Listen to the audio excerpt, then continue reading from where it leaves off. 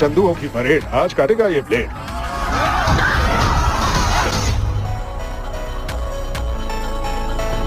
तुम दोनों का भाग जाना मुझे समझ आया, पर खुद वापस आना मर्जी से।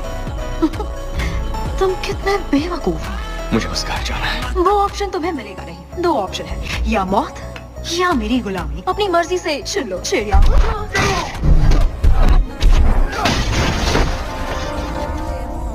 आखिरकार तुम्हारे लिए बोलने का मौका आ गया।